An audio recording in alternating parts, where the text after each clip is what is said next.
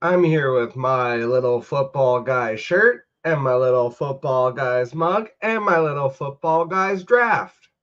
This is the worst.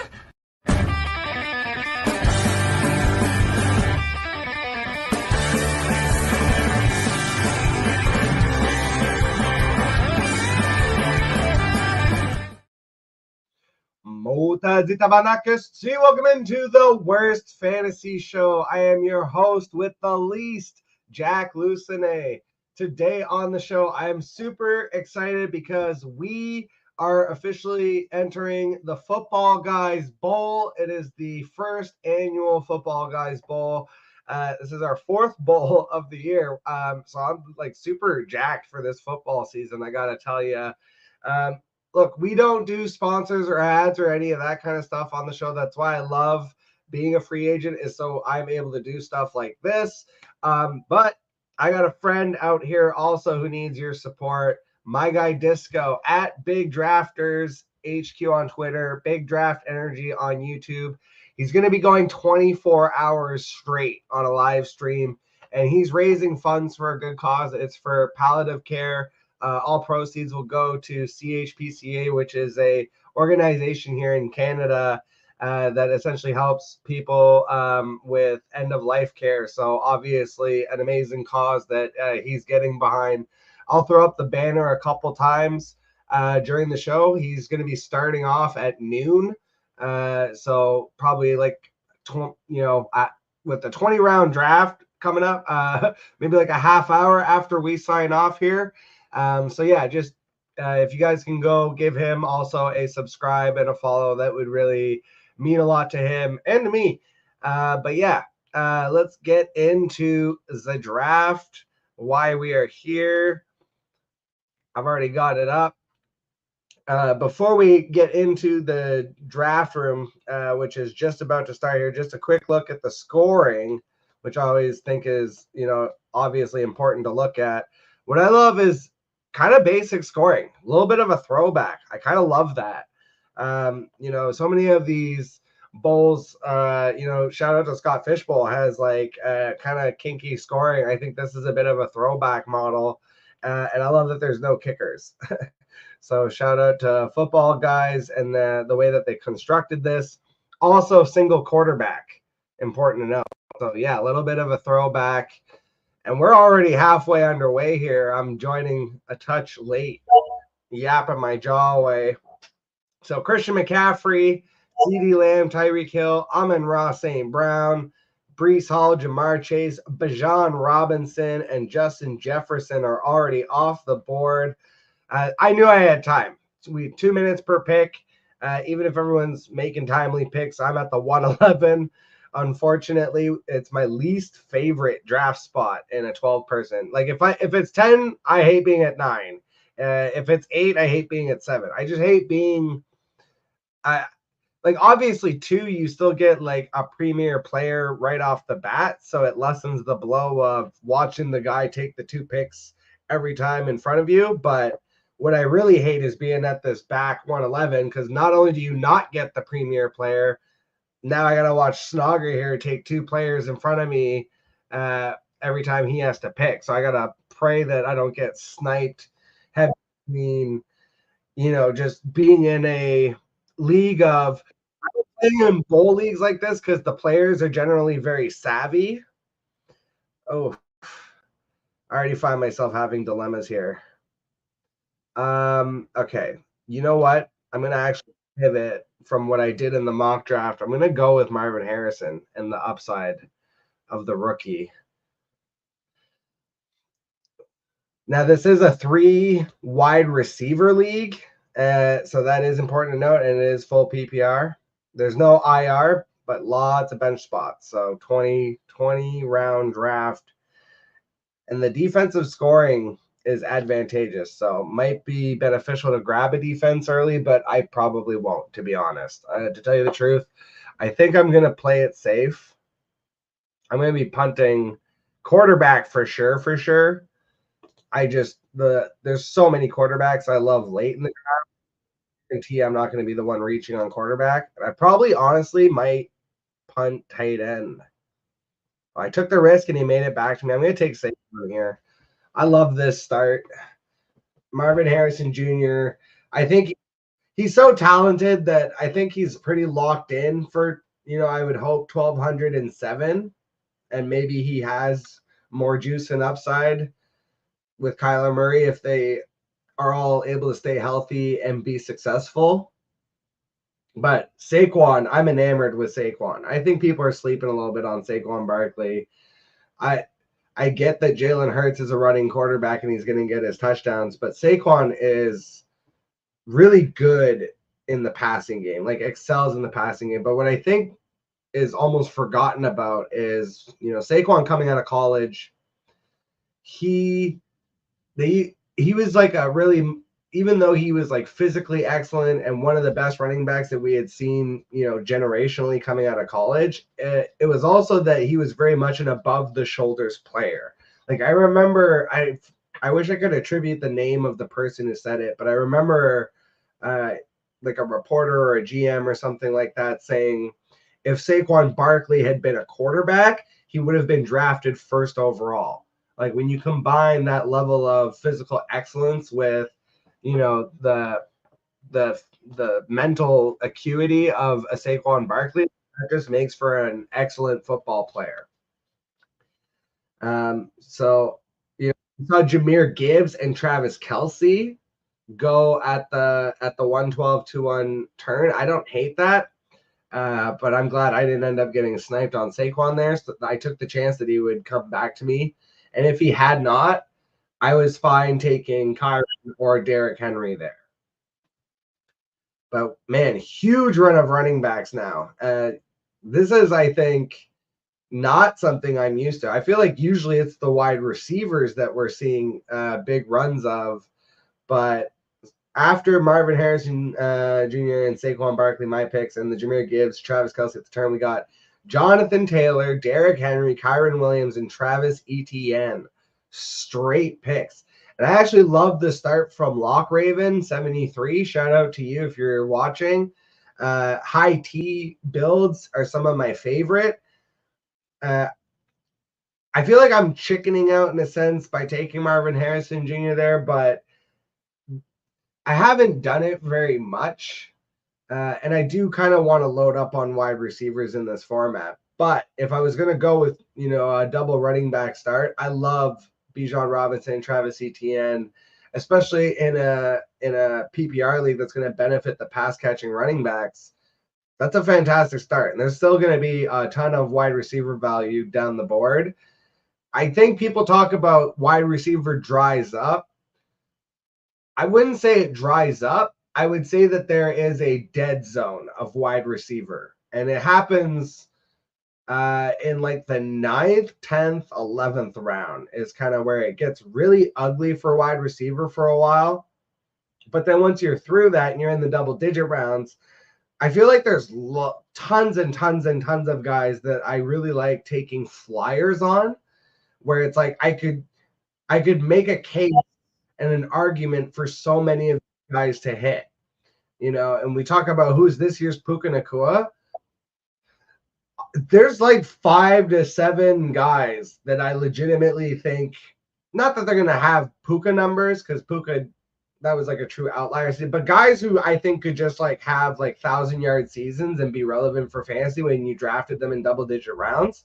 Yeah, there's like 5 to 7 names going in the late rounds that I'm pretty overloaded on already, like a lot of my best ball and regular dynasty drafts that I've had. Roman Wilson's one of those names where Steelers don't miss on wide receiver, and if you look at the depth chart on that team, bunch of jabronis.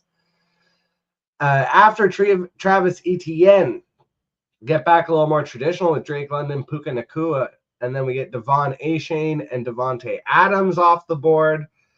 So I feel like this draft going very standard in a sense.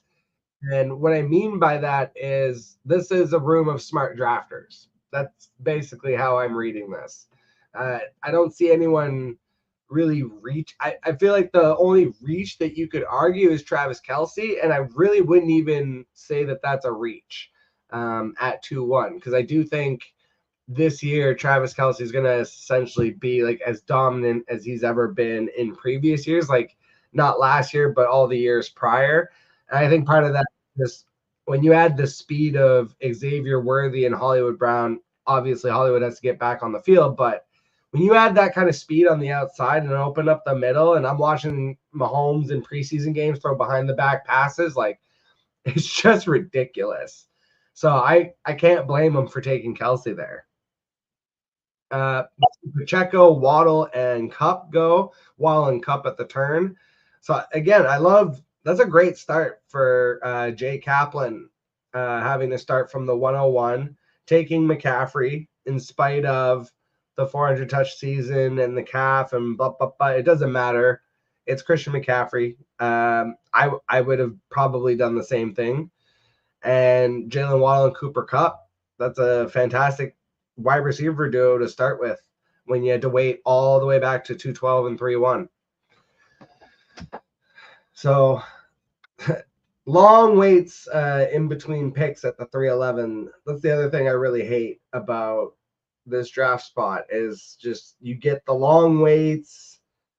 Feels like you don't get the same value quite as much as everybody else, but we'll make do with it. Chris Olave goes next. So once again, if you guys are watching out there, please go double tap the subscribe and like, and you'll see the stream is probably already up and ready to be watched. But my guy Disco, I'm going to be running a 24-hour live stream. I could not imagine doing something like that, to be perfectly honest with you guys. We are in late August, almost early September, and I'm still running one show a week for the most part. This is like I'm doing this bonus show because I had this draft. So shout out to him. He's raising funds for palliative care. All proceeds, like I mentioned before, for his show, because he's got a GoFundMe up right now. It's going to go to CHPCA. So yeah, please go and support him. He's a great dude. He was at the FF Expo, which is where I got to meet all the football guys for the most part. The only one I actually didn't get a chance to meet, unfortunately, was the legend himself, Bob Harris. Our paths just didn't happen across. But I did meet Joe. I got to meet Joey face to face. I got to meet Jagger and Dave. So that was a lot of fun. If you guys have not ever been to the FF Expo, even if you're just a fan, not necessarily a content creator, but I think it would be more fun, frankly, if like even more fans showed up, especially to like the Sunday Expo part. You get the chance. Like there were a lot of content creators, and I think it was hugely advantageous. Specifically, the press conference that I went to, which was Joe Bryant and Joey Wright, because that one was geared more towards content creators. So there were a lot of fantastic questions that were asked, and they were both great with their time. And it was a really good experience as a content creator, but I think as a fan, honestly, if you're anywhere near the Ohio area next year and you see the FF Expo 2025 come up, highly recommend that you go. You can also crush the Pro Football Hall of Fame at the same time. So you get two birds stoned at once there.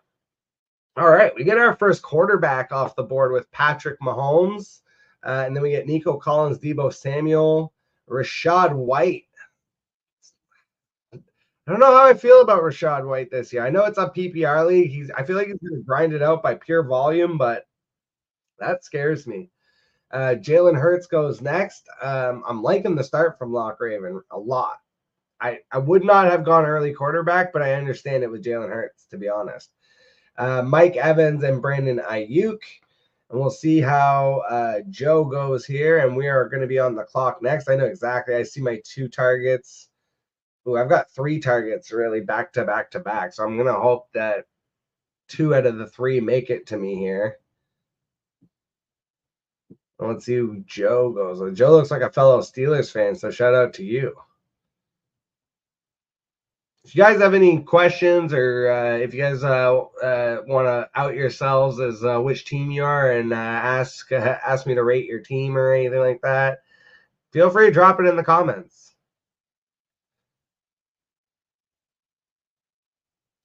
All right, we are waiting here. There's always that moment in a draft where it's like, are we going to get our first auto pick? Is this the one? It happened to me in the mock. Oops, oops, oops. What is going on? Oh my. Okay. Well, that's who I wanted, was DJ Small. So that's perfect. And now I'm just going to hope that, oh, well, there's actually 3 guys I really want. So guaranteed one of them is making it back to me. I think I probably won't go running back. There is the running back I really like is staring me in the face here, which I shouldn't say because there's only one running back on my board. All right, that I will say Michael Pittman. That was one of the 3 guys. So we'll see if he gets 2 out of 3, and I end up with my third guy that I really like here. Oh, he goes Josh Jacobs. So I have my choice here. Oh, this is tormenting me, to be perfectly honest. So to out myself here, I am very torn between James Cook and DK Metcalf. I think DK Metcalf in the 3rd and 4th is crazy value, especially in a 3 wide receiver PPR league. However, James Cook, I believe, is going to be like the central figure of the Buffalo Bills offense, which I actually don't think they're going to be that great, but I think James Cook by default is going to be just incredible this year. I feel like I'm so overweight on both of these characters. Yeah, I'm going to go with DK Metcalf. We're going to go with the classic receiver start here. I think that's the move, is just to overload on the wide receivers. I love having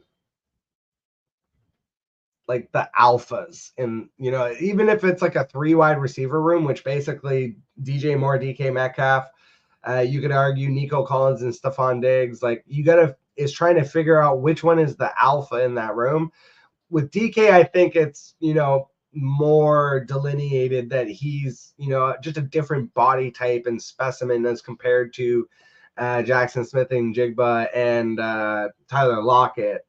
And I just think DJ Moore.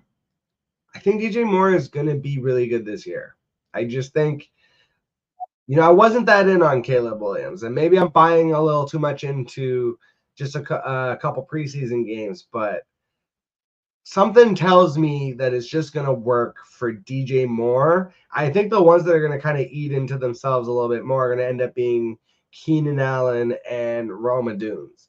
And I kind of feel the same way about the Houston Texans, where it's like I've started initially, I was very in on Stephon Diggs, and I still am, because I think Diggs is essentially in a contract year, and he's going to be playing, a little bit of prove it ball after leaving Buffalo. But man, I've started to come around on Nico Collins, because I think Nico Collins has a more defined role in the offense as kind of the primary alpha outside wide receiver, where Stephon Diggs is going to mix in and outside, in and out of the slot with Tank Dell. I think those 2 guys are going to kind of change roles, mixing in and out of 2 and 3 wide receiver sets, and who's playing in the slot and who's playing on the outside. That's where I have a little bit more concern now, I think, about Diggs and Dell versus Nico Collins, even though I've generally been out on Nico because he has the highest ADP. But kind of how I break down that room. And then what was the other one I had said? So there was Chicago, Seattle, and Houston. Yeah, that was the 3. So yeah, we're good. So after I took DK Metcalf, it goes Devonta Smith, Sam Laporta, Josh Allen, Chris Godwin, Alvin Kamara, and the aforementioned Stephon Diggs. Loving the start for Theo Riskett. Now that I'm kind of getting more of a forest through the trees look at his team. Breece Hall. So I'm a Bijan Robinson guy over Breece Hall, but I have Breece Hall like literally. CMC is like the one, but in that next tier for me, Breece Hall and Bijan are a 1A, 1B. Like I would be fine with either of them. So to get Breece and then follow up with Puka, Debo, and Stephon Diggs, who I know they all have questions, but in a format like this, I mean, if they all are, pretty decent, like having three strong wide receivers like that, I think it's a good start. I also like Joe getting it. Garrett Wilson. I'm not in on really Neighbors or Devonta Smith particularly, but again, three strong wide receivers and a strong running back, I think, is my preferred start in a tournament like this.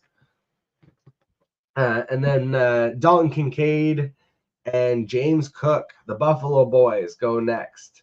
So I'm liking. I don't hate Red Raiders start, kind of going just across the board, getting elite players that could all finish top 5 at each position. You talk about Mahomes, Cook, and Tyreek Hill. I think legitimately all three of them could finish top 5 at their positions. And there's still tight ends on the board that I think could also finish top 5. We'll kind of see, if Red Raider picks up on that and kind of goes fully across the rainbow of positions here. But I gotta say, I don't hate their start either. This is just what happens to me is I feel like whenever I'm drafting, I love everybody else's draft way more than mine. But I'm actually very satisfied with what I've got going on myself, starting with MHJ, DJ Moore, DK Metcalf, and Saquon. I think I also have a strong core right now. So I'm feeling pretty good. Thanks, Jamal.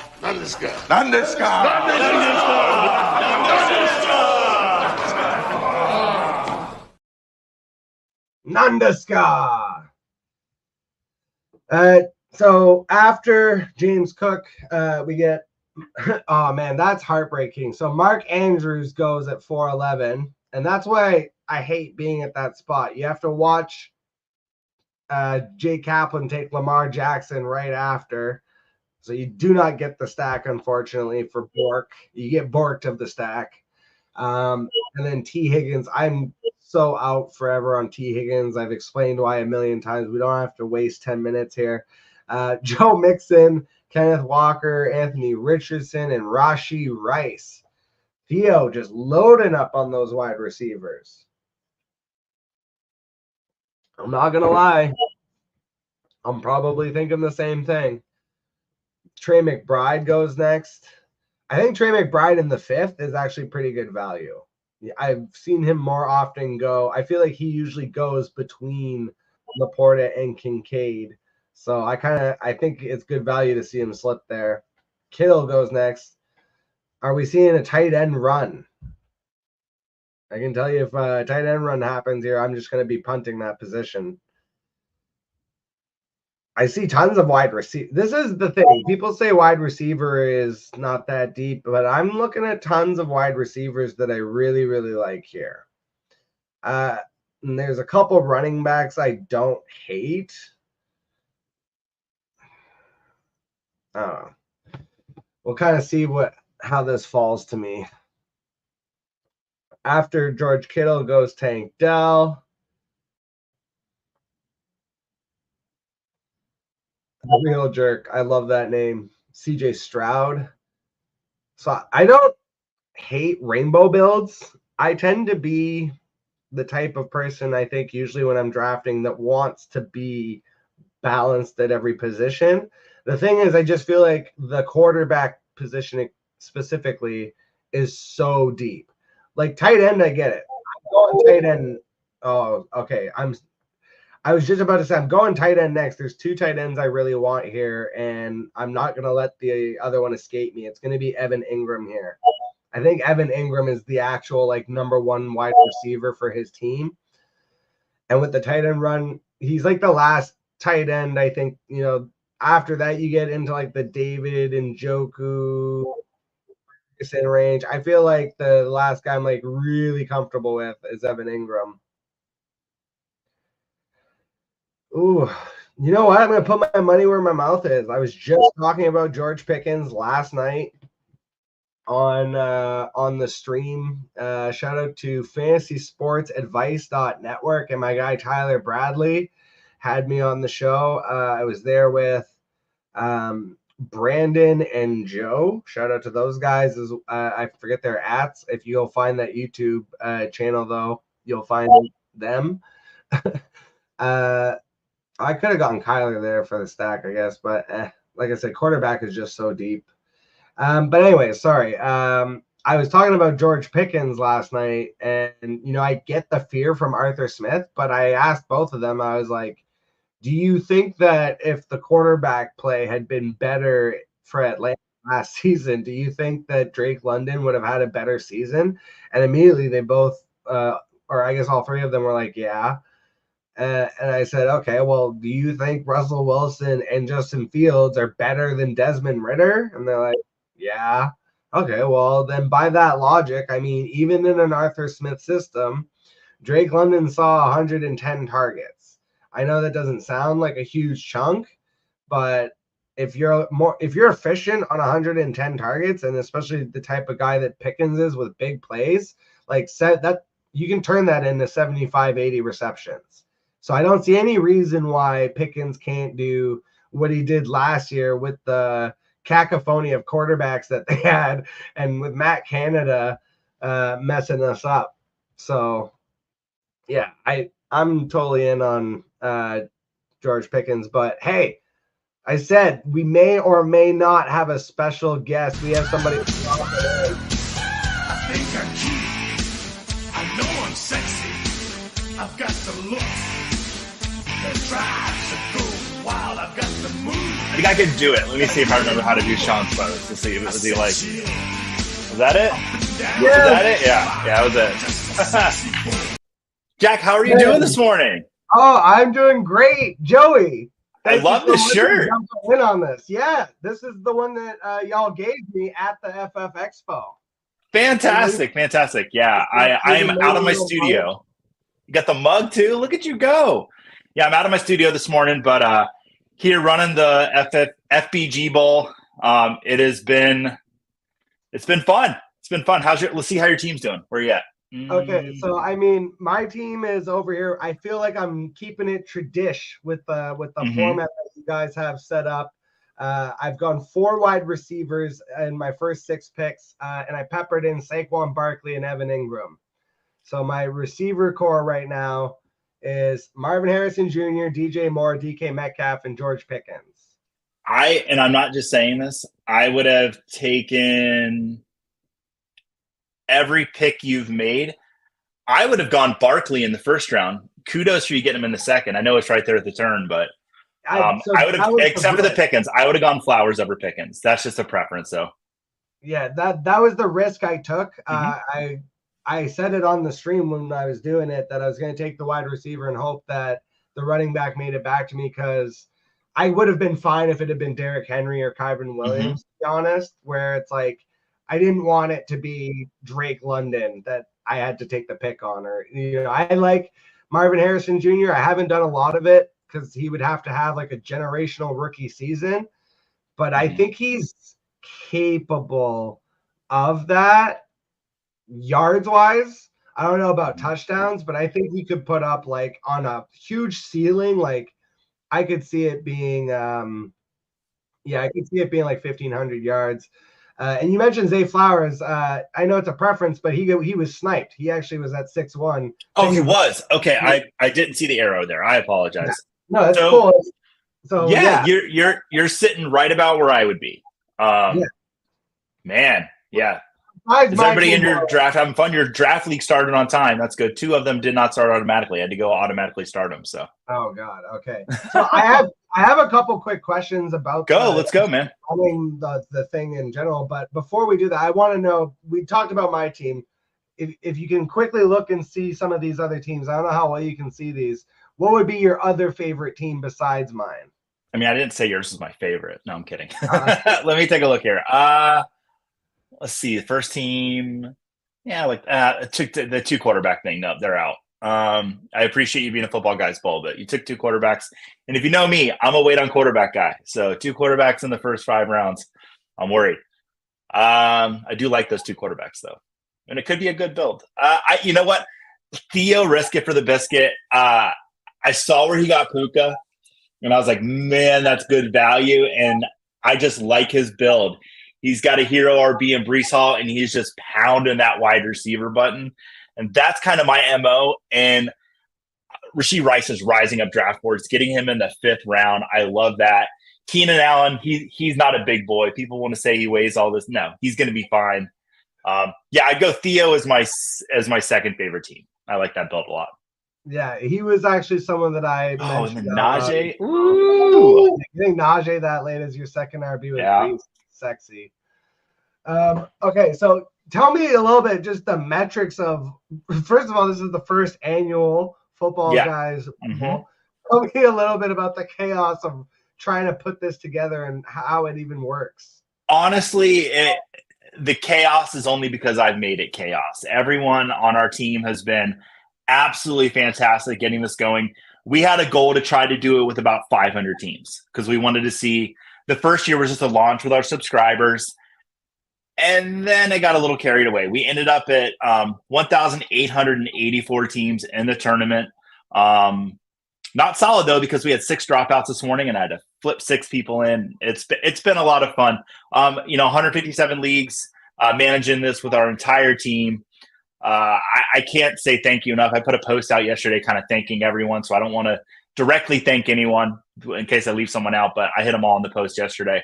But it's been a lot of fun. The main purpose of doing this Football Guys Bowl for me was to build the community. As a community ambassador, I always want to try to find ways to either bring football guys into the community or bring people into our community. And my favorite thing about this has been we have seen our Discord and our forums, which our forums have been around since like the very beginnings of Football Guys. The forums and the Discord people are finally talking to each other. They're conversing, people finding out they went to the same high school 15 years apart. All kinds of cool little stories have already come out of this Football Guys Bowl.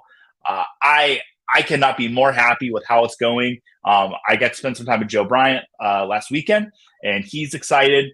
And next year, it's only going to be bigger. So if you didn't get in this year, don't be discouraged. It was really only for subscribers this year. Jack's been a good friend to me this last season, so we got him in. We wanted to get a few industry people in to kind of pump up some of the leagues, to have some fun for some of our subscribers. So we appreciate you joining Jack and everything. But next year, we did 1,884 teams this year. I don't think 5,000 would be out of the realm of possibility. So we are so excited to do this. We've learned a lot this year. I think it's gone off pretty well without a hitch so far. But hey, you know what? The day's still young. This jacket is not wrinkled yet, but by the end of the day, it'll probably just be crumpled in the corner. But no, I love it. It really has been. Hey, look, we're on the clock right now. Why don't you make our next pick for us? Ooh, let's see. Can you scroll up so I can see your first 2 picks again? I know it was Marvin Harrison and Barkley. Okay. We got DJ Moore, DK Metcalf. Is Jonathan Brooks still available? Let's see. Go to running back. If I just do this. Did he go? I didn't even see him go. No, he must be available.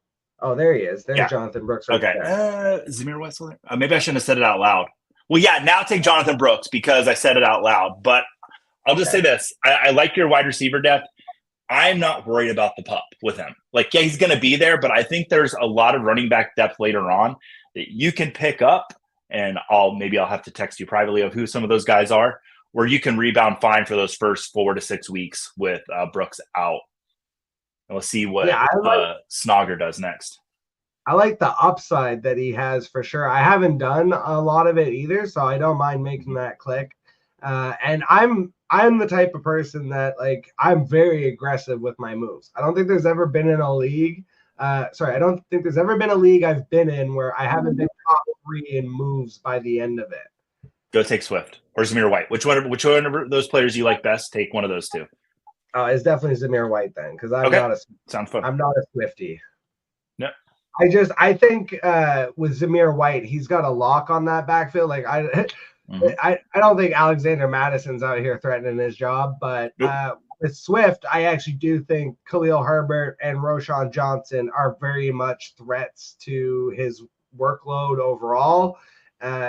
Swift scares the hell out of me because he's just a guy that has always struggled to stay healthy when he was in Detroit, and Chicago's kind of a cold climate similar to Detroit. I don't know if that's stupid to consider that as a factor, but the other part of it is just when he was with the Eagles, who I feel like are such a better team, like he just goes down like at the first sign of contact. Like that's why I really love Saquon this year, is because you have 5 to 7 yards of leeway with the Eagles, and then if you can make guys miss, that's where you can really turn stuff into huge chunk plays. The reason we saw so many tush push is because DeAndre Swift kept going down at the 1 yard line because he couldn't break tackles. So I think that part gets overlooked for Swift, and he scares me a lot. Especially I know it's the 8th round by now, but yeah, he scares me. Completely understand that. Yeah. I just wanted to give you an option. I didn't want to be like, because I told you like go Brooks, and Jonathan Brooks is like the unofficial like running back of football guys this year, it seems, and things keep popping up, and we're just like, nope, we're sticking with them. And it was Dave Kluge brought up that he could be a lot like Todd Gurley, where those first 4 weeks of his rookie season, and didn't really see much from him. But once he got on the field and he was there, he was a difference maker, and that's what we see in Jonathan Brooks. Yeah, I think, well, especially because, again, as like a running back 3, essentially, because, we double tapped it getting Zamir White there as an RB2.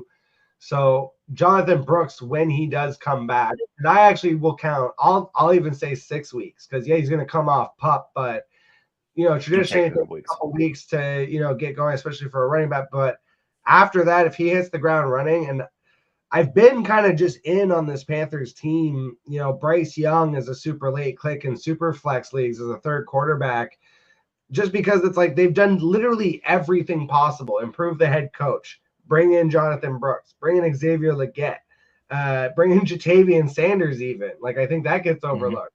They improved the offensive line. Like, they've done every single thing you could possibly do to make this offense better.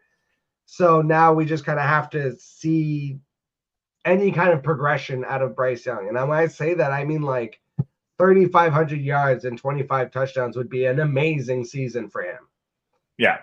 My mantra has been the last couple of years, draft Detroit Lions. I always take one in every draft, but I've switched it over to draft Cats because I do believe in all the Cat teams this year. And that sounds funny, but I just love everything the Bengals have done. I've loved everything the Lions continue to do, the Jaguars as well. But when you mention the Panthers, I am all in on that offense. Bringing in Dave Canales, like I am a Buccaneers fan. And, I think we're going to be okay. But losing him, like, I was like, man, the Panthers got a good get. They got a really good get. And Bryce Young's going at the end of a lot of drafts. And I'll tell you, if you completely whiff on quarterback this year, and I mean like big time whiff, and you just need someone with a ton of upside that, might not finish in the top, 20, but he very well, if he's anything like Baker was last year, and I know there are different types of quarterbacks, Bryce Young could finish in the top 15 easily and be a serviceable quarterback for your fantasy teams this year. That's kind of a bold take, but I'm all in on it. I think that offense is the offensive line, like you said, is improved. Getting Deontay Johnson, getting a true great running back. Yeah, that offense is going to be scary. That's even a little higher than I am on him. I was like, top like 18, like a serviceable. You kind of said serviceable quarterback too. Yeah, that I'll play. On bye weeks, or if I wait on quarterback and I've got Jared Goff and it's a horrible road matchup, like let me put Bryce Young in there in certain matchups. So I've taken him a lot in Superflex as my third quarterback because I like to, even in Superflex, I'm kind of waiting. But anywhere where I've taken Justin Herbert, I've gone and got Bryce Young because I'm just a little concerned. Like maybe that plantar fasciitis lingers a lot with Herbert this year. But I think Bryce Young's a pretty good fill-in for there. Give me 1 second, okay? I don't want to be that guy, but I think I heard my door open on my cat. I hope he didn't run out. No problem. So we'll just check in. We're good. I still have a cat. No, we got a cat. All right. So yeah, just looking in on the draft board quickly. After my double running back pick, Ladd McConkey, Hollywood Brown, DeAndre Swift. You talked about him. Christian Watson, Brock Purdy, Tony Pollard, Brian Thomas Jr. That's one that I would have honestly been considering as Zamir White pick if I had gone a little lighter wide receiver early. I know it's preseason games. From what you've seen from the Jaguars and him specifically, like, how are you feeling about Brian Thomas Jr. and his prospects this year? He is my wide receiver 3 of all the rookies that are coming in this year. I absolutely love what Jacksonville is trying to do this year. I think this is the make it or break it year for Trevor Lawrence. And for that to happen, everything is going to need to step up. Christian Kirk's going to need to step up. And Brian Thomas Jr., I think he truly is a wide receiver 2 threat for that team. I would see him finishing maybe at like wide receiver 3 numbers in fantasy. But I don't think it might be very long where he might be the main target on that team. Like, he's got tons of talent. I loved everything I've seen out of him this preseason, and you shouldn't get too involved in the preseason. But, man, it's hard not to love what we've seen out of him. So besides Brian Thomas Jr., what's your biggest preseason takeaway so far? Caleb Williams looks like the real deal. I mean, I hate to say it, that's kind of the big takeaway everyone has, but the first 2 series that he had there with Chicago, his helmet, we know now from Hard Knocks, was not working. And then once we see him get out there and his helmet's working and he's got the play callers in his ear, he's looked really good. And I originally was saying that I was really high on Keenan Allen because I like rookie quarterbacks coming in and for them to have a safety blanket. Well, I mean, Caleb Williams doesn't look like he needs much of a safety blanket. I think Keenan Allen's definitely still going to be involved, but Roma Dunze looks good. DJ Moore is, this Bears team, it could be for real. Everyone's talking that the Packers might have the best receiving core or might have the best offense in that division, but, don't sleep on the Bears. Shout out to the Tootsie Pop 6 in the comments. That's my buddy. Yeah. This jacket is one of one. This was made for me, and no one's allowed to have. And everyone says I'm coming out of a fallout shelter, which I think is pretty funny. Yeah. But I love this jacket. It was made for me, and no one else is allowed to have it. So you know what? Maybe we get one of these for the winner of the Football Guys Bowl. I think that's when I just thought of that. Yeah, I think that's what we're gonna do. That's like I've got the one of one, but we'll make it 2 of 2. Yeah. Well, I mean, if you keep the bowl going, you got to do it every year, and that's the trophy. That's the gold jacket. It's like the Masters, right? I think the longer it goes, get it made. The jacket club gets. It's a beautiful jacket. There's a windbreaker that matches it too. I actually wear the windbreaker a lot more because I'm in Florida, so I don't really have the need for like a thick jacket. But Muchachos de Football, Mauricio, what is up, my friend? Yeah, Mauricio just launched the very first article in Espanol for Football Guys, or Muchachos de Football, as Mauricio calls it, and as we should call it. And I probably mispronounced it, but that's okay. We're learning.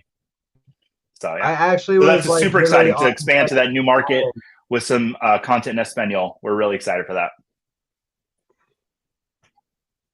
That is awesome. You know what's funny is I actually put out a tweet not that long ago of like, is there it was in the vein of like, I did it more jokingly, but I was like, is there anybody out here like seriously considering trying to do their content in a second language? Because me being in Quebec, there's a very lonely fantasy football podcast that I found that is completely in French. And I thought it'd be funny to do like a crossover because like, football terms in French sound hilarious. Like just to give you one off the top of my head, like it's so fancy. A running back. It sounds like kind of tough and gritty, but in French it's porteur de ballon. Jack, I don't want to like give it all away to you, but I'll just say that I kind of made my mark in this industry by doing a character. And I think and this is gonna sound bad, but if you were to like get like a beret and like a baguette and do like fantasy football French terms as like a video, dude, I think it would take off. I think people would really find it funny, and it's educational. And that's my when I was doing my character, like my thing is I loved animals. So I would go out into nature and I would talk to animals, and then I'd get fantasy advice. And I was always kind spirited about it. I was really never mean spirited. If I was mean spirited at all, it was always towards myself. I think if you did that, I think it would be really cool. It'd be funny.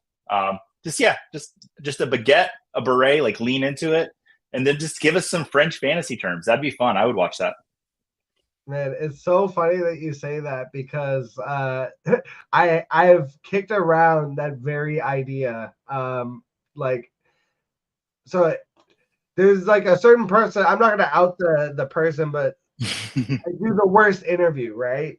You've been on the show. You've been kind enough to do it. Jagger's been on.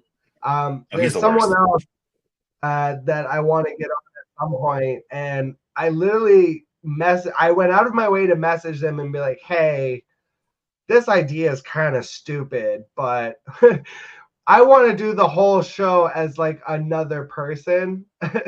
And it was essentially like a French character version of myself, and all the questions were going to be like from people in the Quebec area, and I had made up like all these insanely ridiculous names for like the because like French names and the names of the cities, I don't think people realize are just like absolutely ridiculous. Like there's a place genuinely called Saint Louis de Haha, and so it's like the names of the people are like Remy, Jean-Jacques, Jean-Christophe, de Colombe, de Louis de Saint Haha, and then it's like asking just like a completely ridiculous question of like, what's your favorite type of bear? Grizzly. I know you weren't asking me, but I wanted to answer, and grizzly is my favorite type of bear. It is. That's my favorite too. It's the only one I've seen black bears, I guess, but it's the only animal that I used to I saw it in the natural element in Glacier National Park, and I felt like the chill would go down my spine, like where I'm like I could die, but luckily it did not see me. So, and I was far enough away to where I just moved out of it. And it was an adolescent too. It wasn't even a large one. It was maybe they said like 2 years old. Still big enough to tear me all up, but that's crazy. Polar. That's another one. Kodiak. Underrated pick. Koala, more on the cute side, right? Panda bears are pretty cool. So, funny story. I took my daughter to see baby pandas at the Toronto Zoo, and awesome. That was a long time ago though, and they're all grown up now. Those pandas are like adults, and it's funny because it's like they're moving on, like they're leaving. They're finally getting out of the zoo. Like 10 years, almost 10 years later. Well, I want to say, and I could be completely off base here, but there's some type of I know in the United States, there's no more panda bears allowed to be in zoos. If it's already there, I think it's like grandfathered in. And I think it's like the DC Zoo and San Diego are the only two right now that have pandas, because I was at the Akron Zoo a couple weeks ago, and they used to have a panda and they don't anymore. Yeah, there are. I think it's like a regulation or something. It is like you're right that it's like a regulatory thing. You can't, that's why it was so rare to see the baby pandas, because they were born on site was the thing. They were like borrowing 2 pandas or something like that for an exhibit, and then those pandas had babies, and because those babies were like born on site, they ended up just keeping all the pandas there, like for the sake of the pandas. And then the baby pandas just ended up staying there for like a really long time. They literally grew up in that zoo. So I think that's kind of why they were able to do it until they were like adults. And then at a certain point, like they moved them off to, I'm assuming, like some kind of retreat or something. Yeah, it could be. Yeah. Well, Jack, I got to run because I'm getting messages from people in the bowl. I got to take care of some stuff. But, dude, thank you for streaming this. Thanks for being a part of it. And if you're watching this and you're in Football Guys Bowl, I don't even think I'm going to be able to get in. All the spots are maxed. I'm honestly hoping one of you forgets to wake up and I get to jump in your spot because right now we are maxed out. So, man, dude, thank you so much. Honestly, first of all, for honestly at the expo, like you were just you and everybody from Football Guys, and honestly everybody at the expo, but you guys especially were so warm and gracious. And that was really awesome. But also just giving me the invite to do this. Absolutely, man. It was right away. I didn't even know what you were talking about. I just, as soon as you asked, I was like, yep, Joey, got you. So yeah, well, originally it was only open to subscribers. So, yep. Then when I saw what it was, I was like, oh, this is cool. So like literally this morning, you know, I signed up to the site and literally like gonna become a subscriber at some point. But like I said, really love what you guys are doing.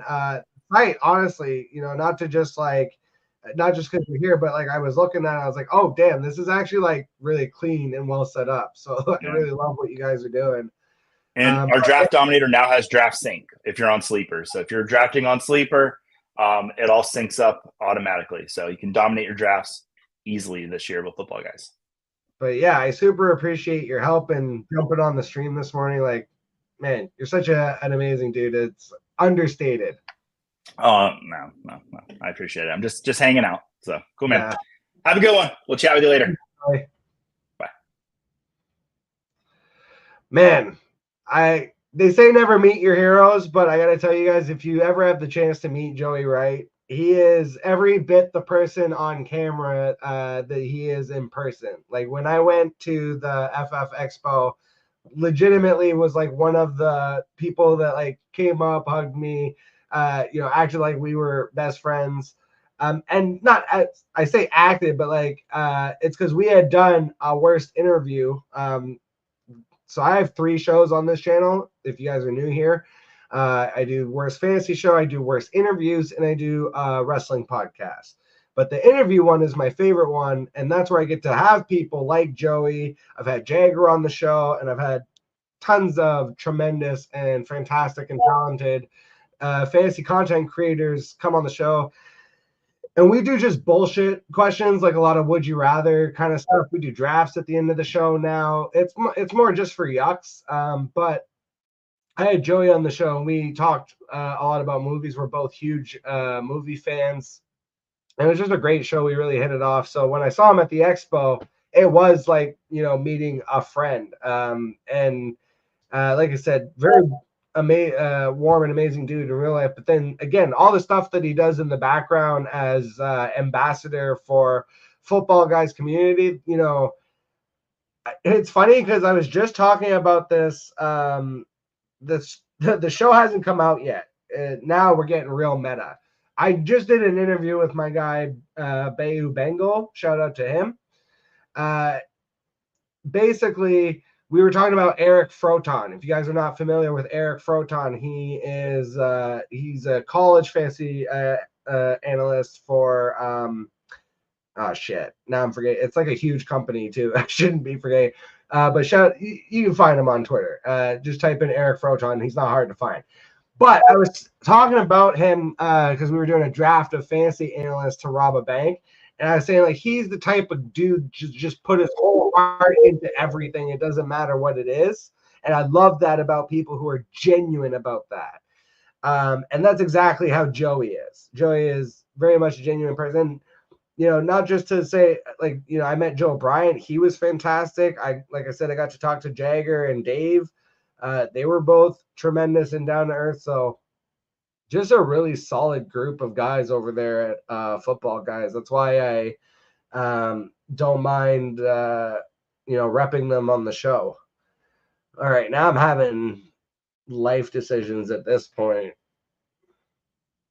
Okay, we took a lot of rookies. I feel like I got to balance that out. I'm not going to take a second quarterback till much later, but I am going to take Jerome Ford here to just kind of balance my running back room. Since obviously we're not going to have Jonathan Brooks available till the second half of the season.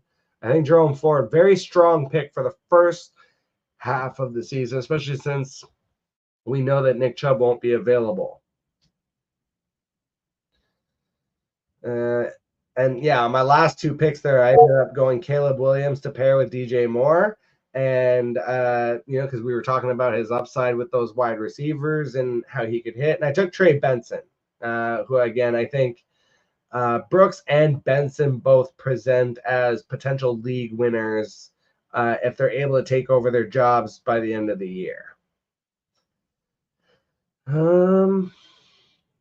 Let's see.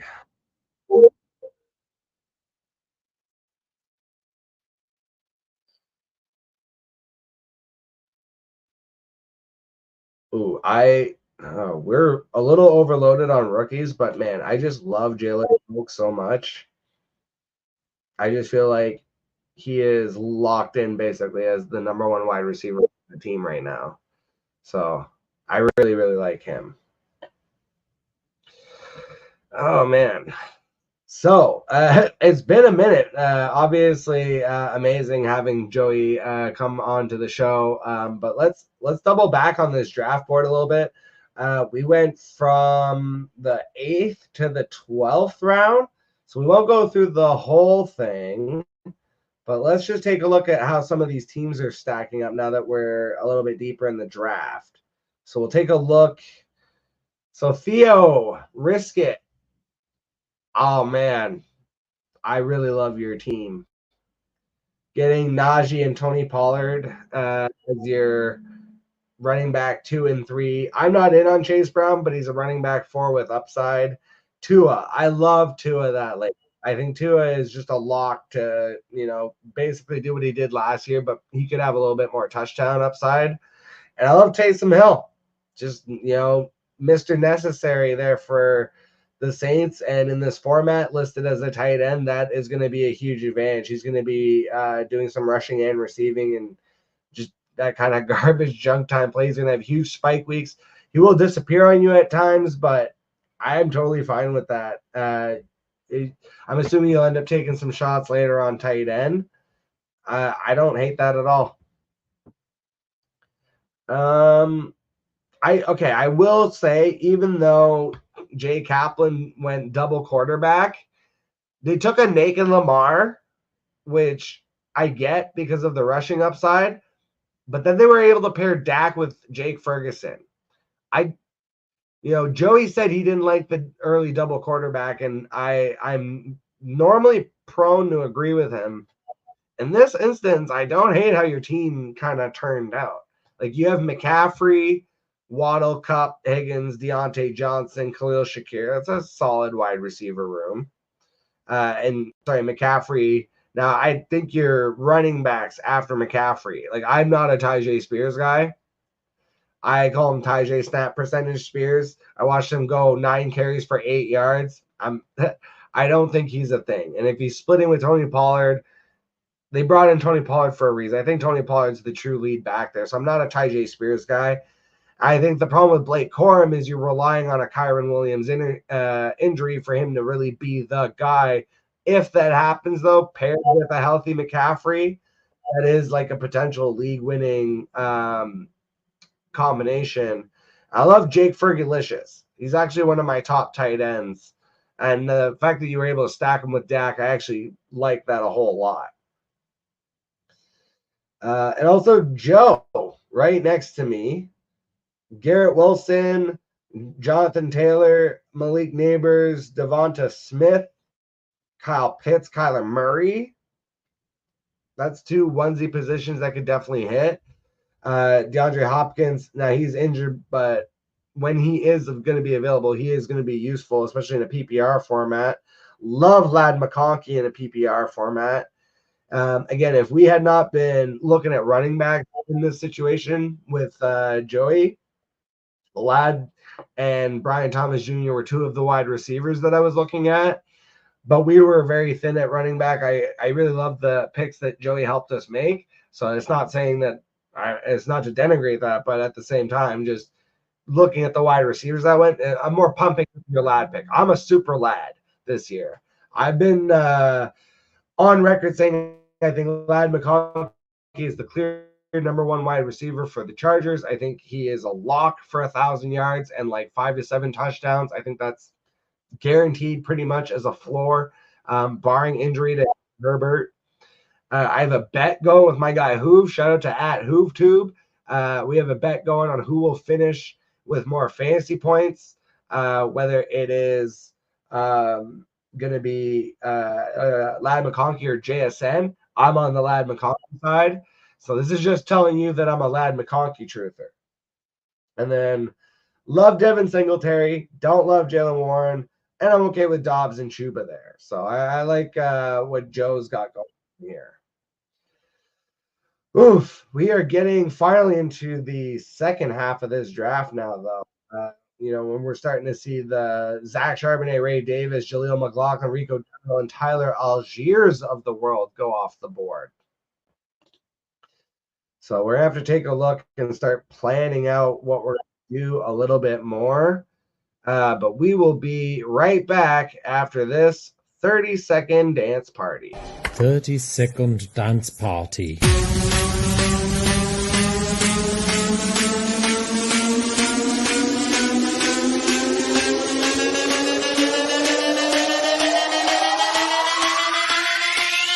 This is how we party.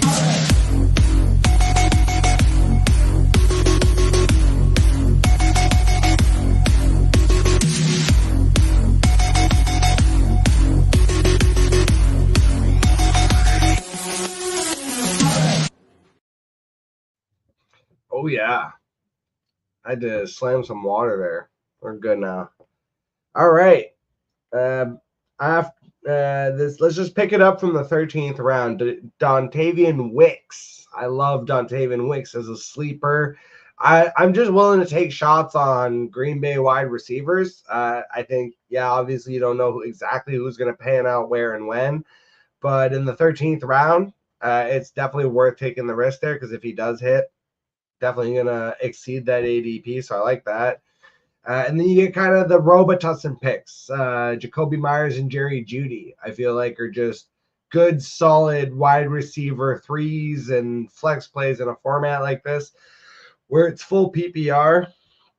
So I don't hate having them on the roster, but they definitely don't have the kind of upside as some of these other players. But that's why they're going in the 13th round. And then you get Downs. I think the problem with Downs is I'm out on any Colts receiving option outside of Michael Pittman because you're relying on Anthony Richardson to spread a very small pie in terms of the passing targets and production across that team. Like I don't see it really. And there is no world where Anthony Richardson's dropping 4,000 yards. In my opinion, I feel like you're gonna have to split 3,000 yards between all of the receiving options, and just generally speaking, Michael Pittman by himself is gonna have nearly 50% of that. Or not 50, but like 40% of it. We're back on the board here. We could go defense. This format does favor defenses, but I'm definitely not ready to make that pick. We could take a look at our second quarterback. I don't mind Justin Herbert there as a second quarterback since we took Caleb Williams, but there's someone even later that I like.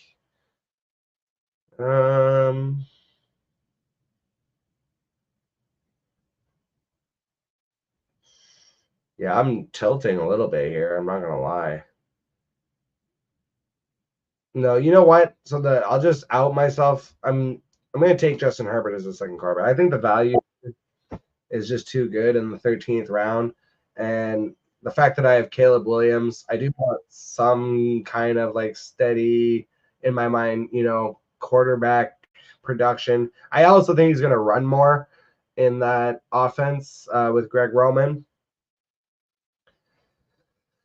But the quarterback I was actually thinking of, if I had just waited, would have been hilariously enough like the Steelers quarterbacks. I've done that a lot where I've just waited on quarterback, even in Superflex, and I basically took both of them. I took Fields and I took Russ. And it's because Russ is like just a gross quarterback 2 option in a Superflex league, but Fields in a lot of these formats, especially the 4-point passing touchdown ones, if he hits the field, like he's got fantasy game breaking upside. Ooh.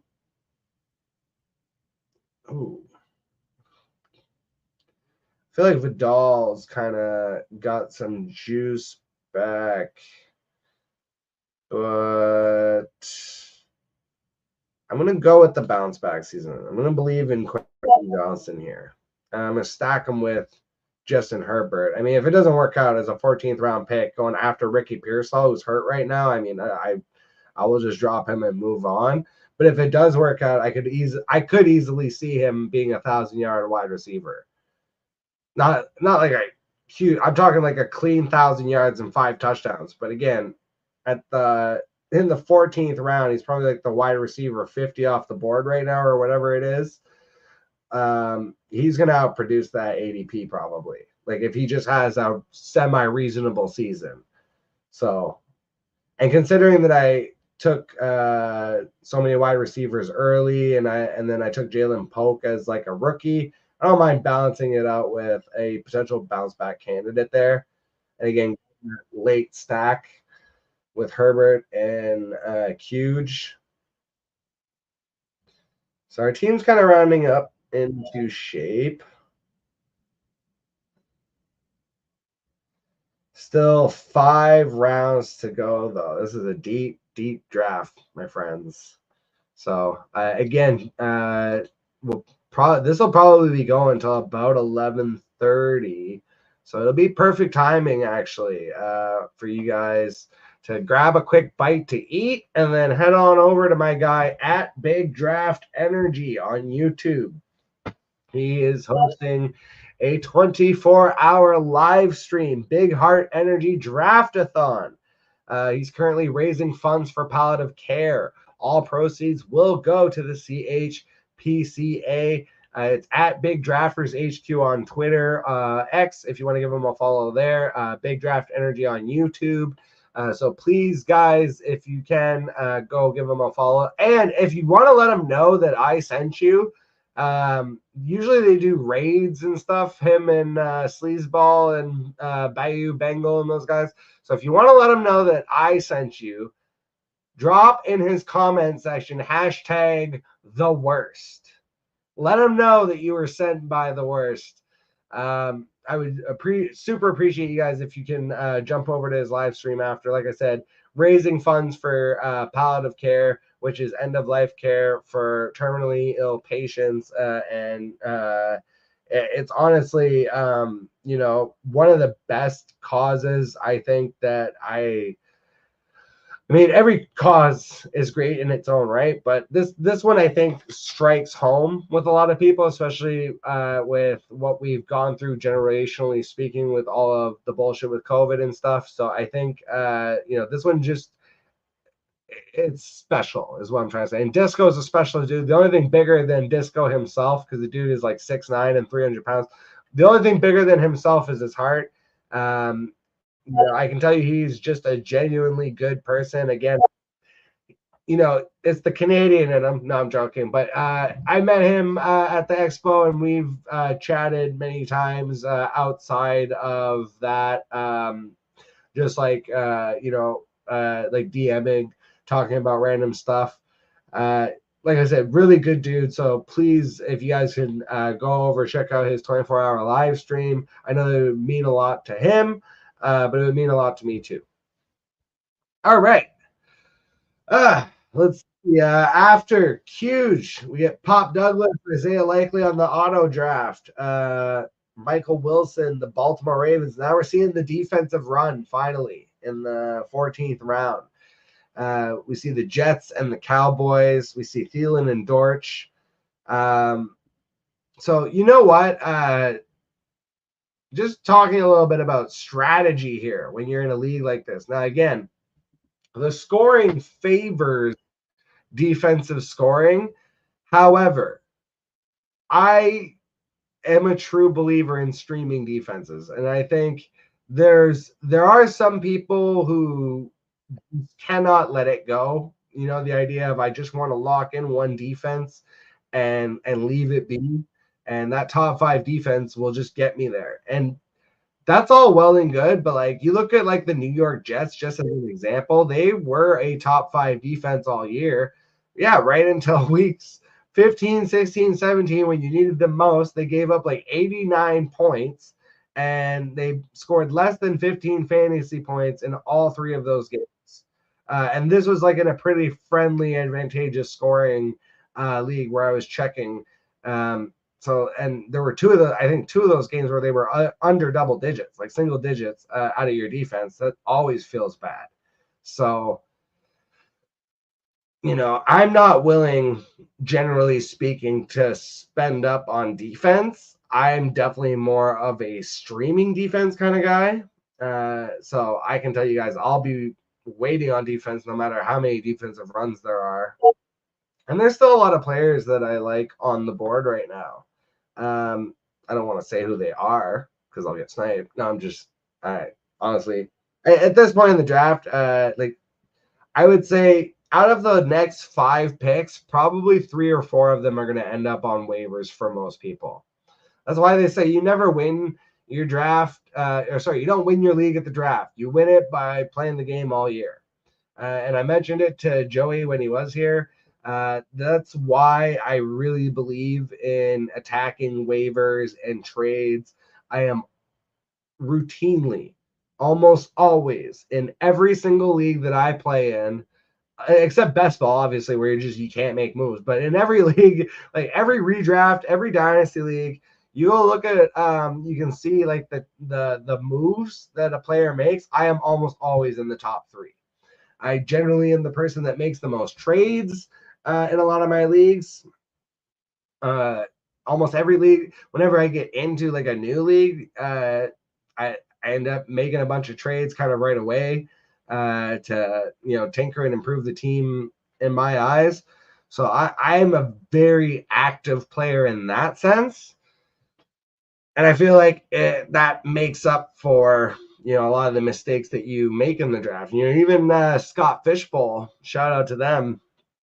Last season, Puka Nacua was a waiver ad. Now I had him a lot in best ball, so I kind of got in early on him, and I was able to pick him up for like $5. But again, Puka was a waiver ad. In another league I had, Devon Achane was a waiver ad. Like those are guys I was getting in thicker drafts. Like I play a lot of 14, 16 team drafts or leagues, sorry, and those drafts are obviously deeper. In a league like this, I play in a couple leagues that are tournament style. So this year, specifically, obviously, the first annual Football Guys Bowl. But I'm also playing in Megala Bowl. I'm playing in Scott Fish Bowl, and I'm playing in Warrior Bowl. I'm in all of those. I got bowls all over my face. So, yeah. Oh. Kamani Vidal made it all the way back. Are we just going to load up on the entire Chargers? Probably not. Probably a bad idea. Okay, you know what? I'm going to take the Justin Fields lottery team. I kind of don't care about what round it is anymore. Like at this point, I'm just taking my guys.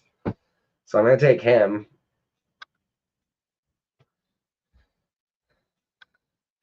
We could take a tight end too. I don't really need one, but there goes Kamani Vidal.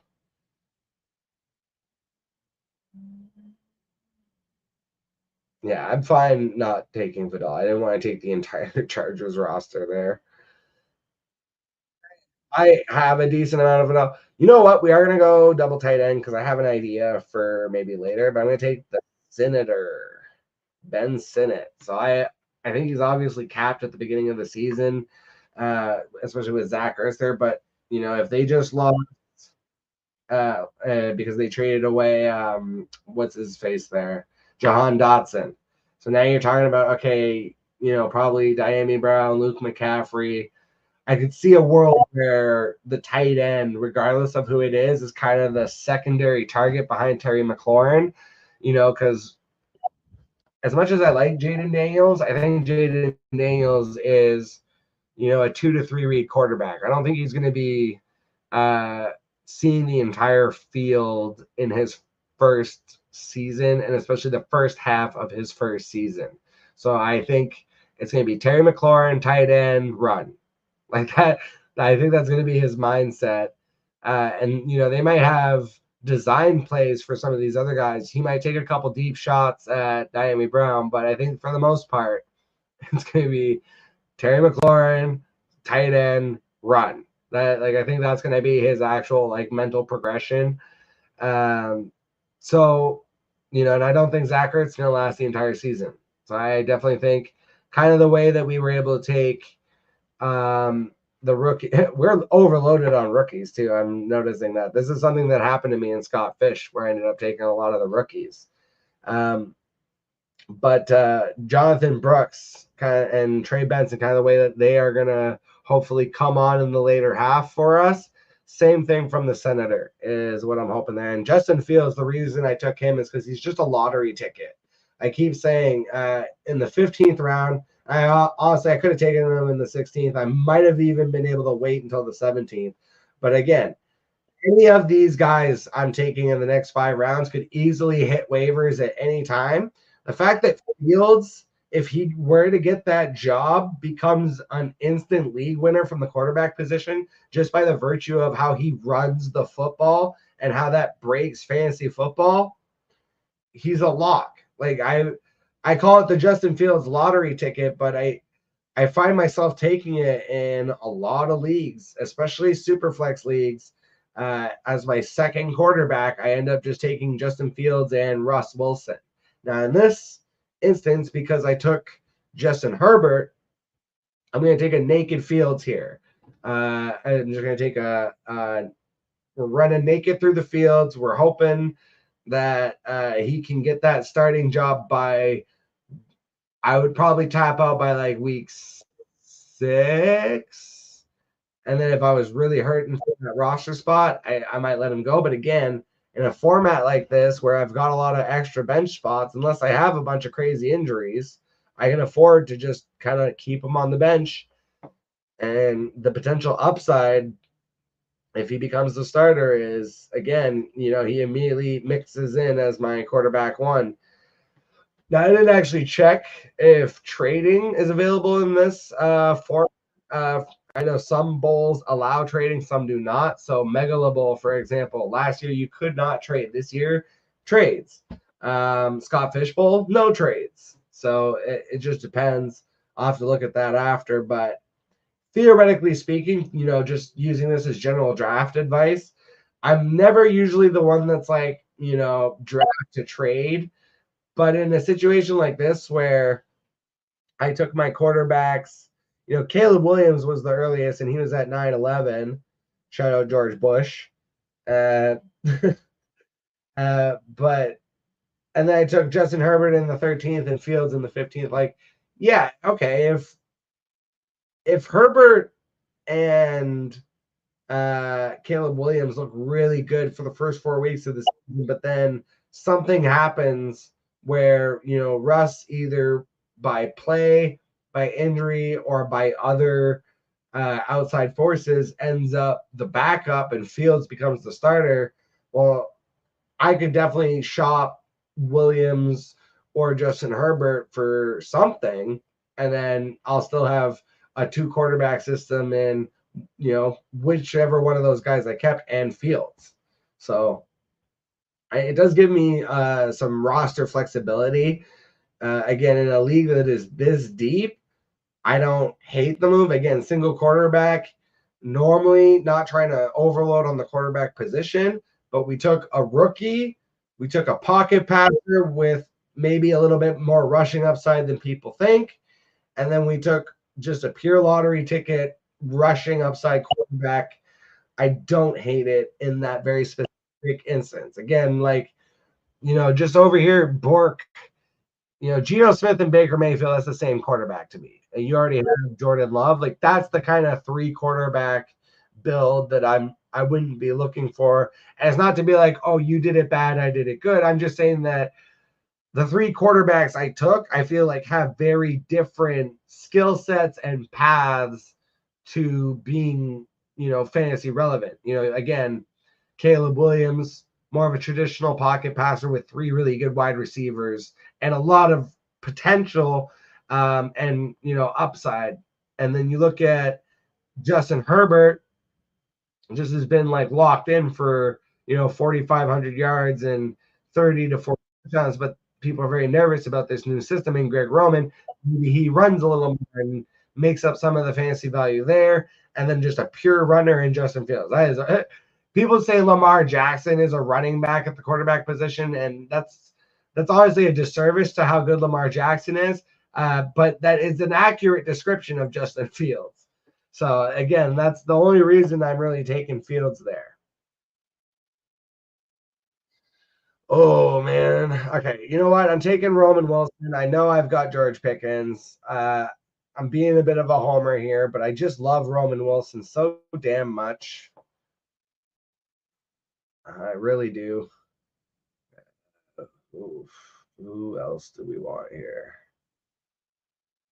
Oh, Tyler Boyd is a perfect Robitussin pick for this build.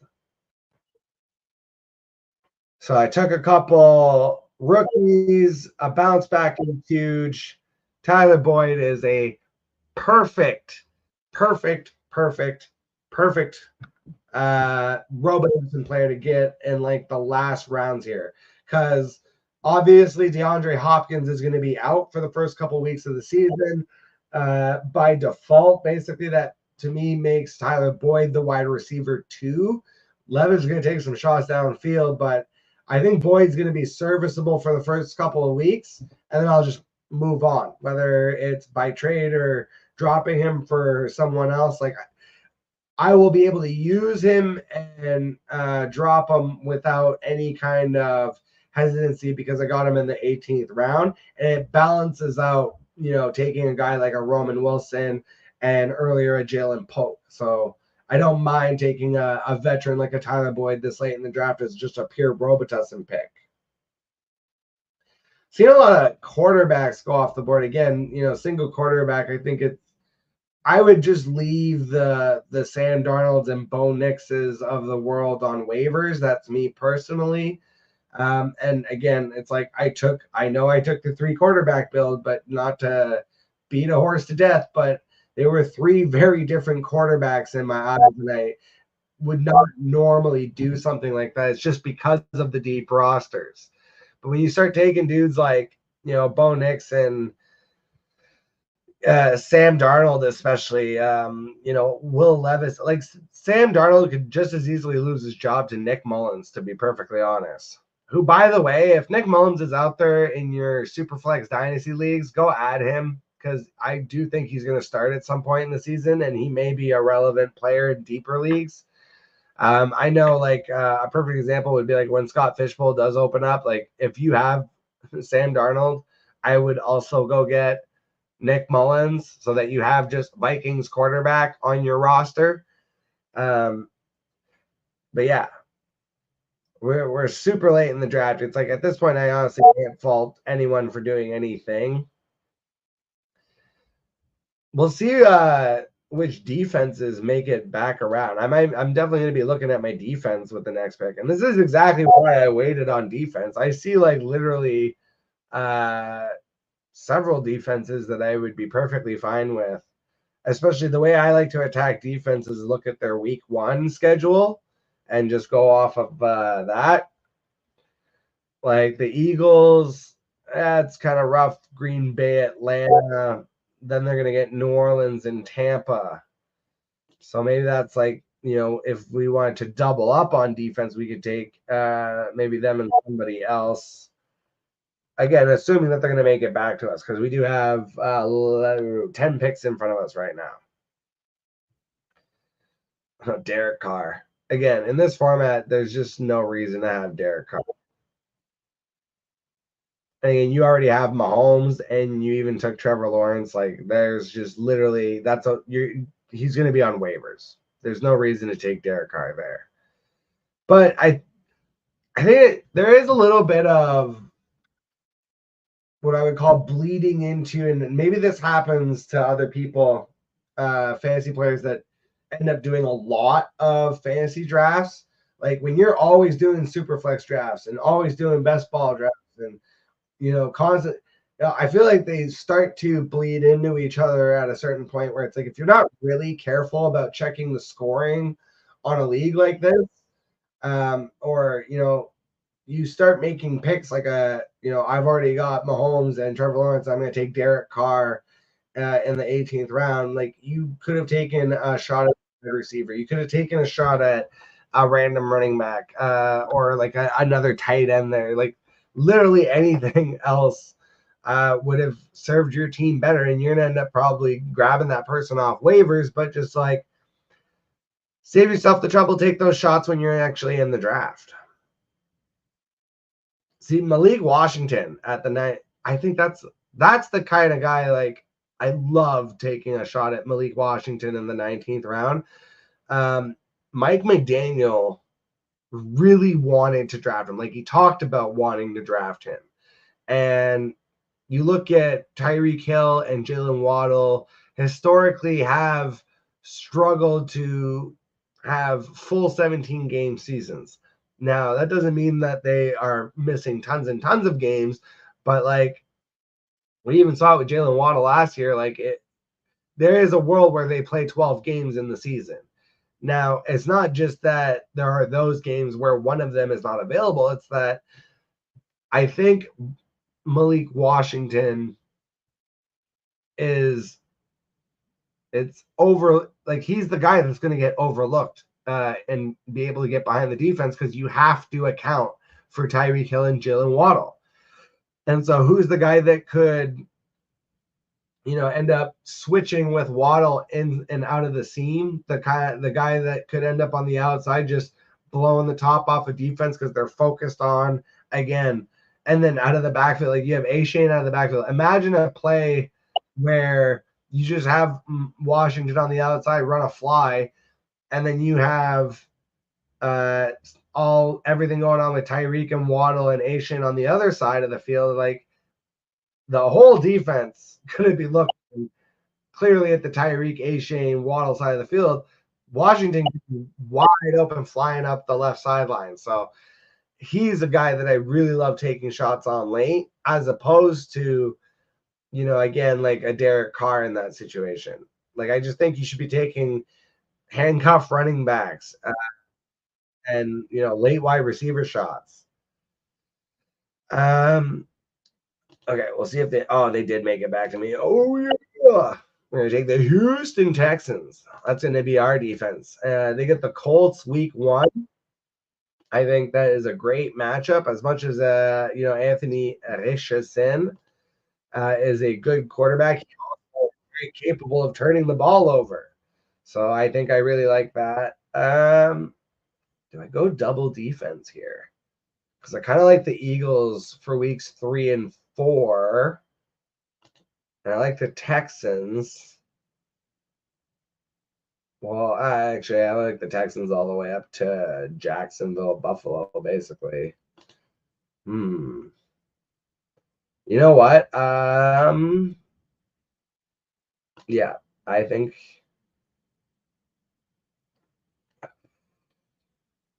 some of these other defenses, there's still so many, and a lot of them are good and matchup based. I do think people are eventually going to hoard defenses, though. Struggle is real. We're kind of light at running back, aren't we?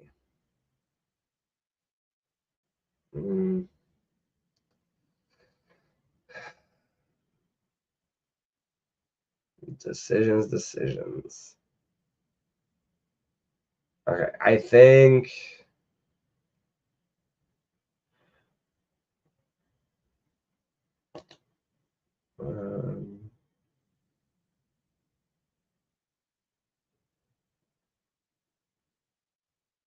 No, I think I am going to go with the double defense after all. So we'll lock up our last pick. I really like the Philadelphia Eagles. I feel like their defense underperformed last year. And the whole team kind of crumbled down the stretch.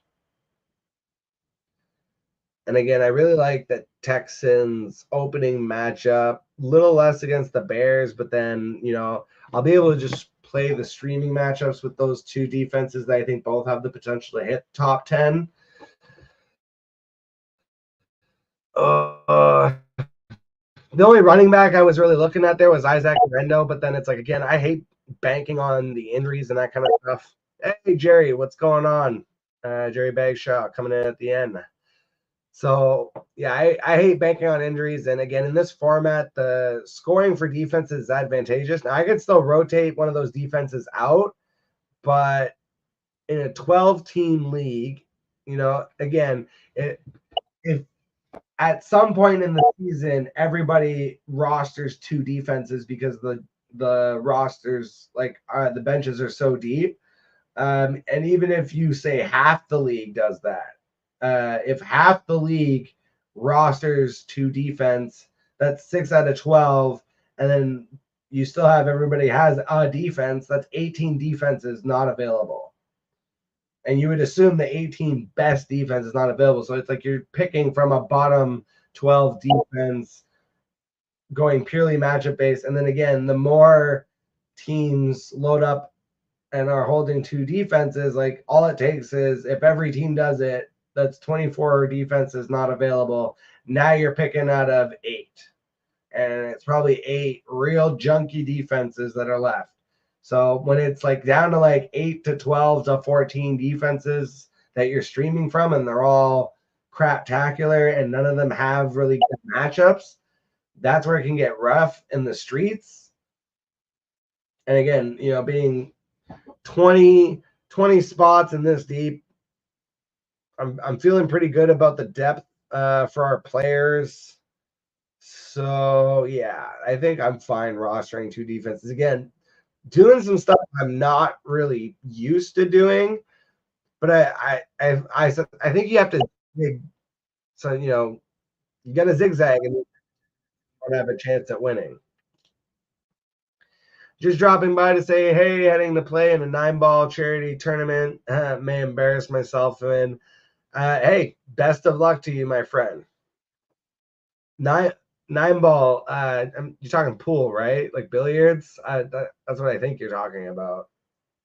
I haven't played 9-ball in a hot minute. God damn. All right. Let's just recap the draft for myself, and then excuse me. We'll recap who are my other favorite drafts, and then we will get on out of here. Whew. That was a long one. Or an hour and a half. Dude, this is a feature film. We had a visit from Joey Wright. My God, what an episode. All right. Marvin Harrison Jr. at the 111. We came back with Saquon Barkley. Then we got DJ Moore, DK Metcalf. Evan Ingram after that big tight end run as like a premier tight end option. We got George Pickens. And then we came back with Jonathan Brooks and Zamir White. We got Caleb Williams to stack with DJ Moore. We got Trey Benson and Jerome Ford to kind of round out our running back room. So we have Saquon, Zamir White, and Ford really holding us down for the beginning of the season. And then hopefully Jonathan Brooks and Trey Benson giving us a much needed boost in the second half. Jalen Polk. We got big time value on Justin Herbert and Huge in the 13th and 14th round there to kind of solidify ourselves at the QB spot. And then took the pure lottery ticket with the naked fields. And then we took the Senator, Ben Sinnott. Again, we've got Evan Ingram.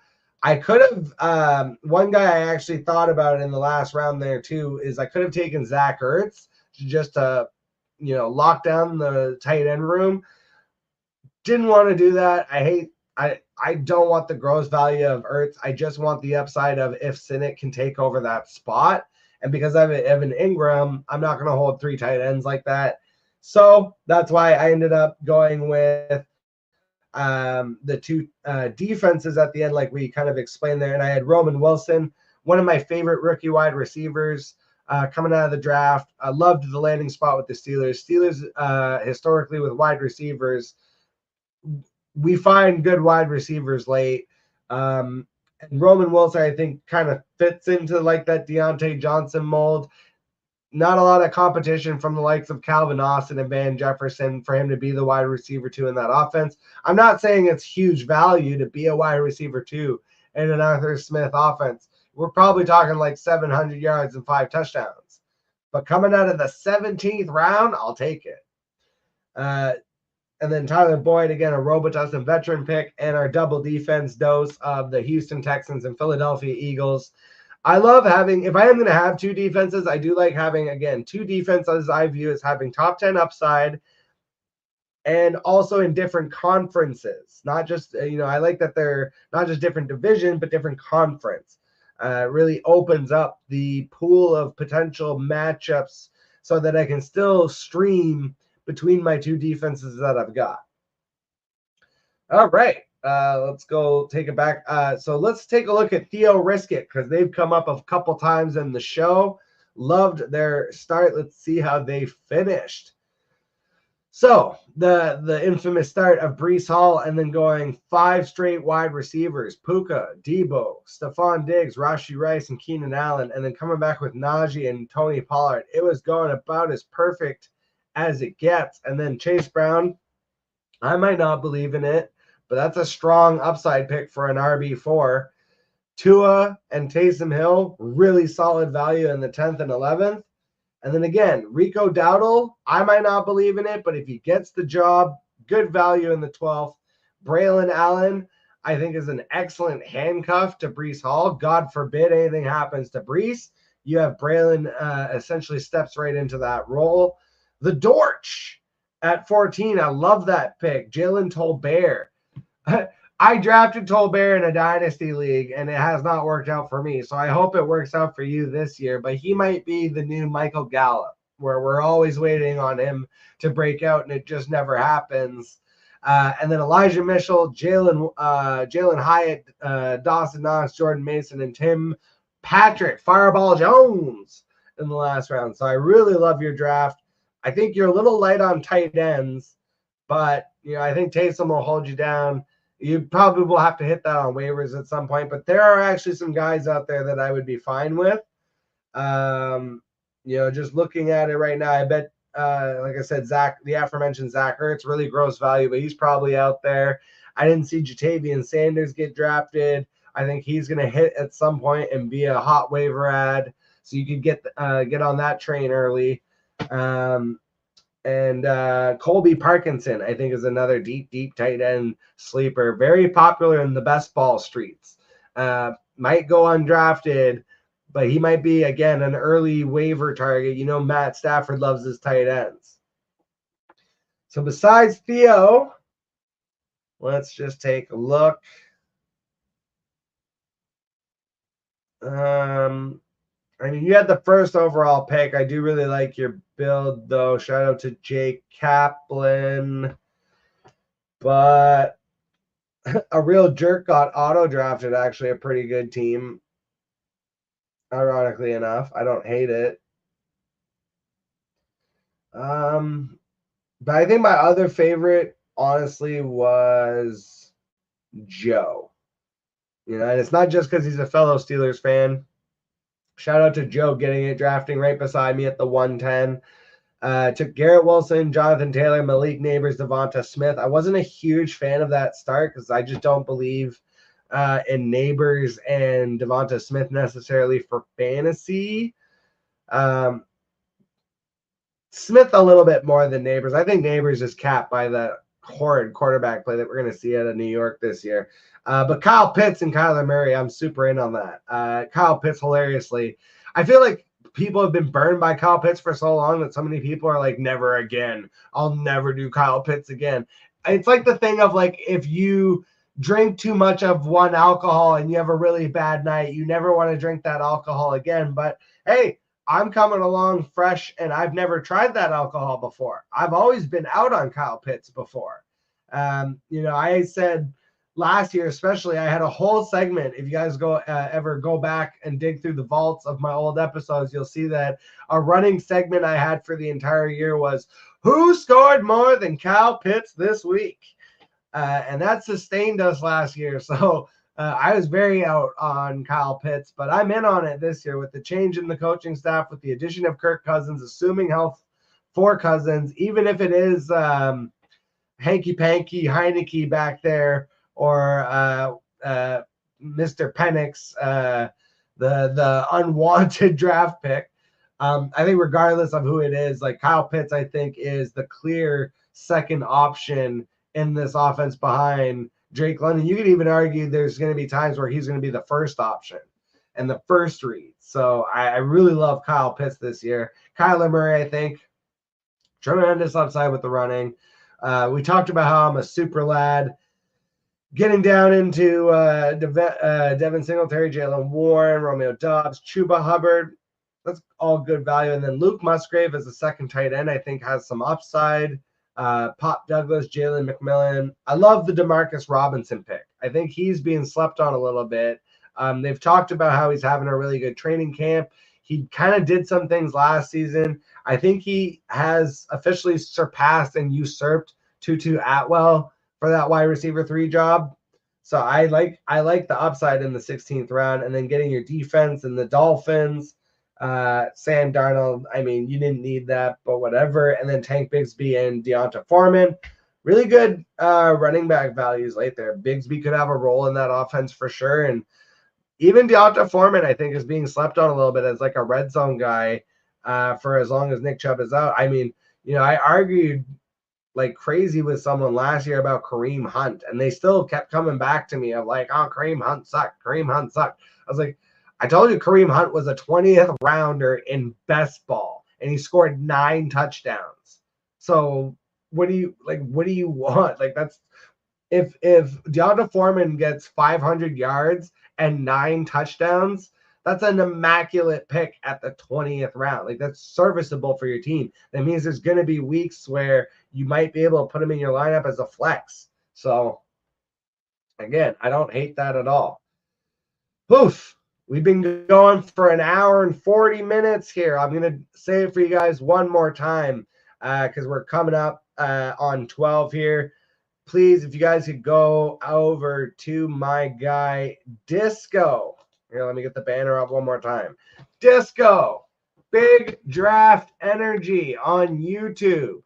It's at Big Drafters HQ on Twitter. He is doing his 24-hour live stream, Big Heart Energy Draftathon. He is raising funds for palliative care.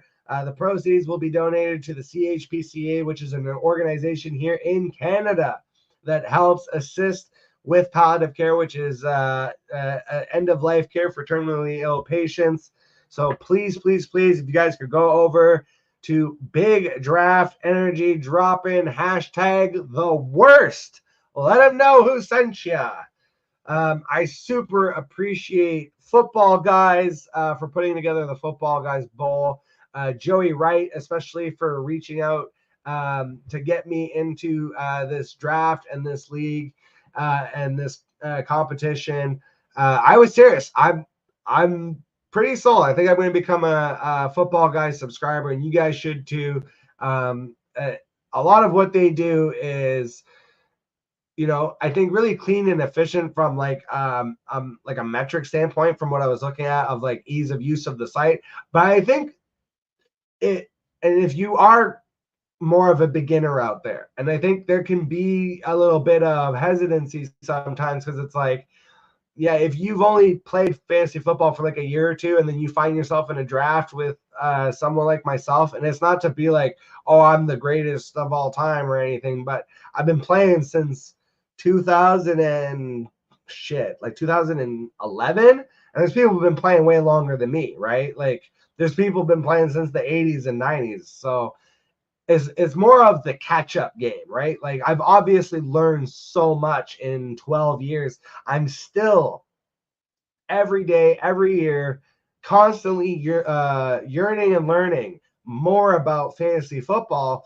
So yeah, there is some catch-up that has to be done if you're a newer player. And that's, I think, what I like about Football Guys is they have really taken a focus on making it easier, making the information more translatable. Again, I was looking at the site before doing this show today, and just the way they have the rankings set up, I didn't realize like they have offensive line rankings already preset, like set up. And I was like, oh shit, I've been going and like manually pulling those from Warren Sharp Analytics, and they just already had it set up for you. So it's like they do have a lot of great tools.